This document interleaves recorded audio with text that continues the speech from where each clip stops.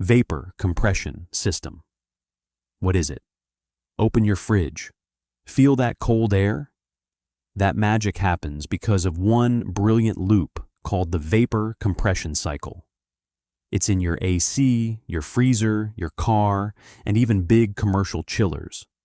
In the next 8 minutes, you'll understand exactly how it works, why it's so efficient, and how it moves heat like a pro. No fluff, just the cycle that keeps modern life cool. Let's dive in. First rule of cooling: you don't make cold, you move heat. Vapor compression is a heat taxi service. It picks up heat from inside your fridge and drops it outside your house. It does this by forcing a special fluid called refrigerant to change phases, from liquid to vapor and back. Because phase changes move huge amounts of energy. The whole system has just 4 players: compressor, condenser, expansion valve, and evaporator. Start in the evaporator. This coil is inside your fridge or AC unit. Cold, low-pressure liquid refrigerant enters here. Warm air from your food blows across the coil. The refrigerant absorbs that heat and boils. It evaporates into a vapor. Just like sweat cooling your skin, this phase change sucks heat out of the air. The air leaving the coil is now cold. The refrigerant leaves as a cool, low-pressure vapor, carrying your heat with it. Next stop, the compressor. Think of this as the heart and the muscle.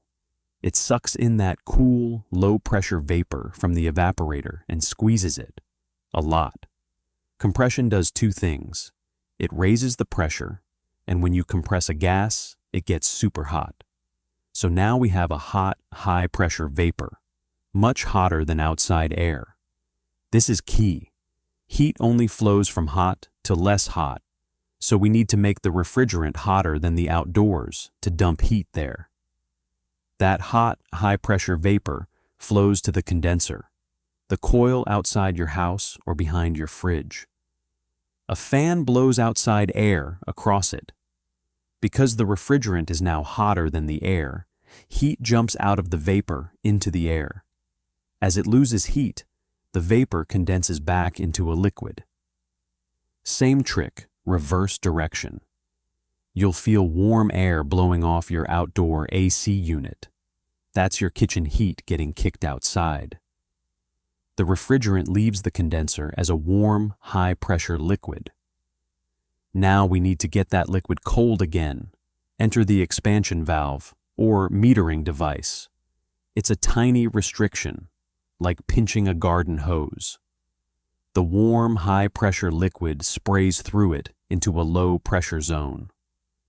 This sudden pressure drop makes some of the liquid flash to vapor, and the whole mix gets very cold, very fast. Think of a spray deodorant can. It feels cold because of rapid expansion. Now we have a cold, low-pressure liquid vapor mix ready to absorb heat again, and the loop closes.